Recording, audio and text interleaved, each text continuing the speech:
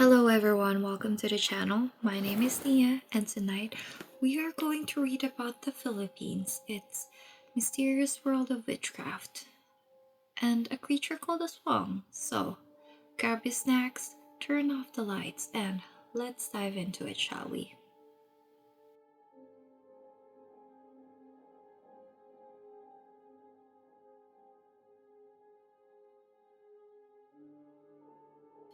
I come from a small remote town in the southern Philippines where old beliefs are still alive.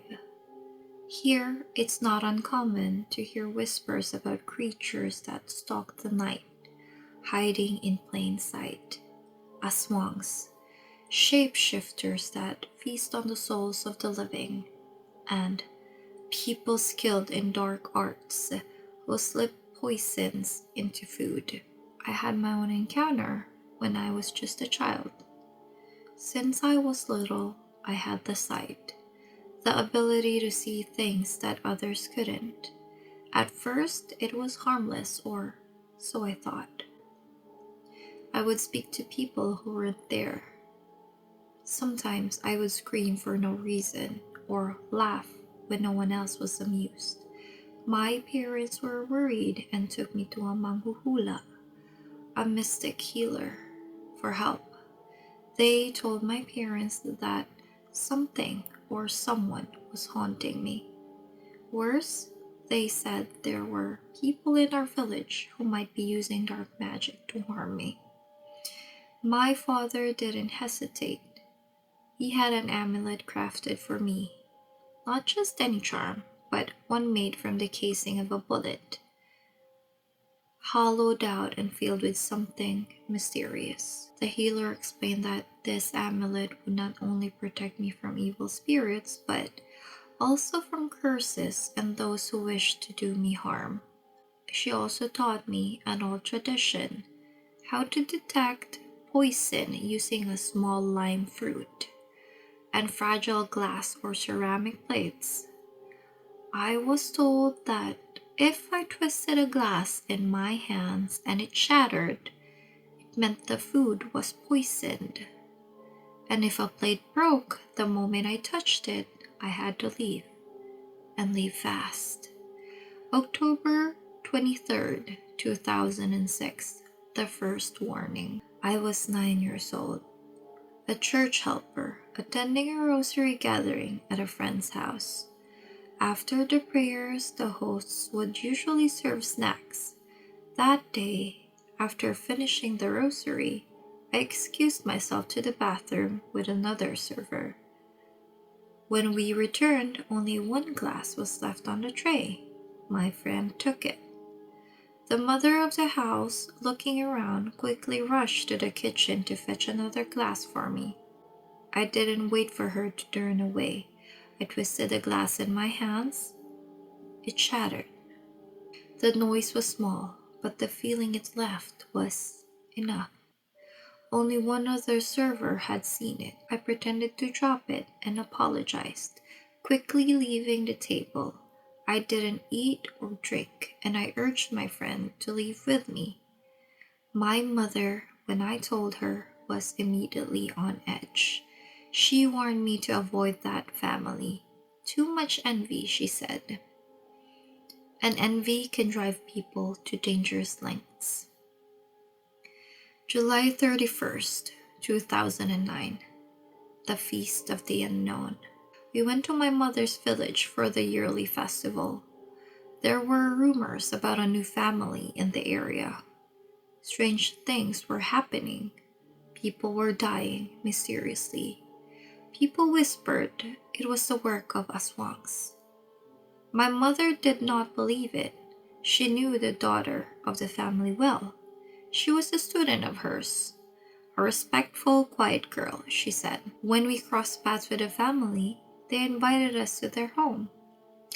My anting, now worn like a belt under my clothes, began to tighten. Something didn't feel right. Their house was grand for such a small village, beautiful, adorned with religious statues, but the people there? Strangers. My mother, who had grown up in the village, recognized no one. We sat down for the meal, and I quietly pulled a small bag of line from my bag, an old habit now. I sprinkled it over the food before taking a bite. And then something horrifying happened. I watched as the food began to transform. The meat, once recognizable, began to shift and twitch.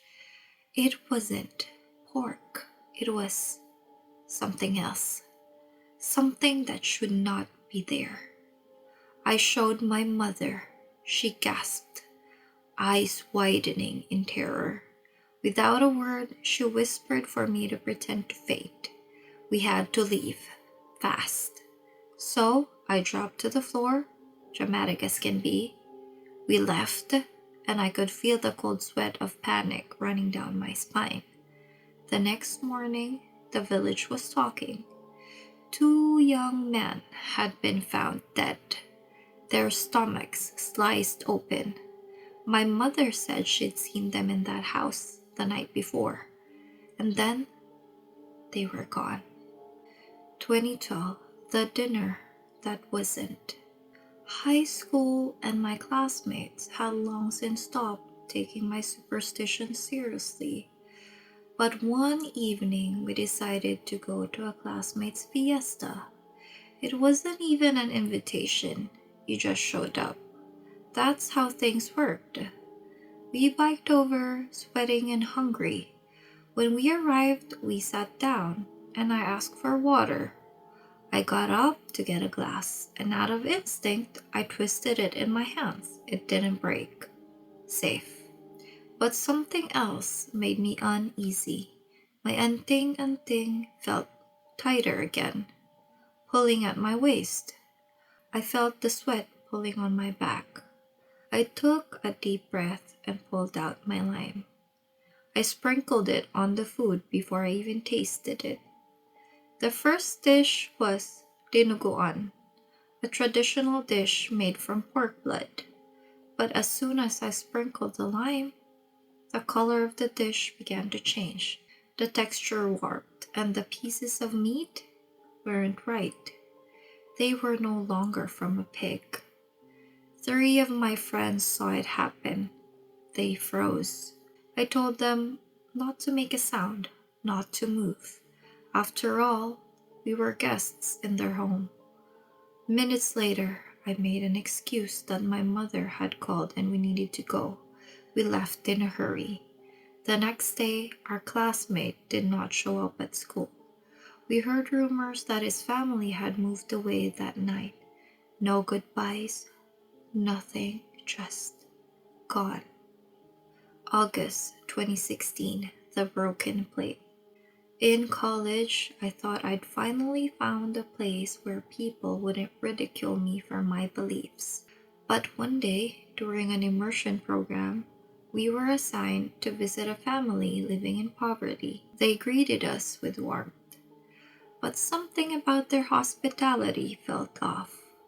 During our conversation, one of my friends mentioned that her father was a well-known officer, and suddenly the host mother's face turned dark. At the end of the immersion, they invited us for lunch.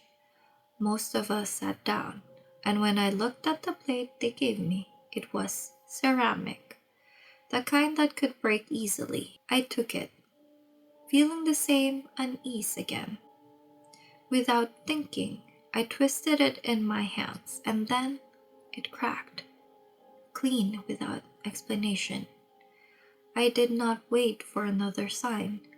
I pulled out my lime and sprinkled it on the food. It wasn't long before I saw it.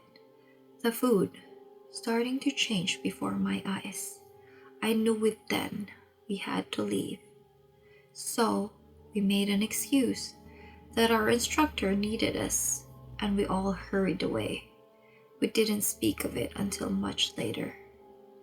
Now, I still wear my anting.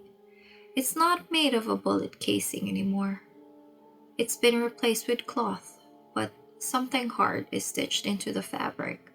still guarding me. And yes, I still carry my own glass, plate, and utensils whenever I travel.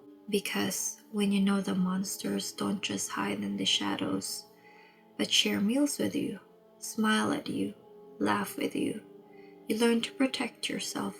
So remember this next time someone offers you food, especially if they know too much about you or if there's something unsettling about them. Twist the glass, sprinkle the lime, and never, ever take the first bite. So that is it for our spooky story tonight. Thank you so much for watching. I hope you enjoyed the video. Please don't forget to like and subscribe, and I'll see you on the next video.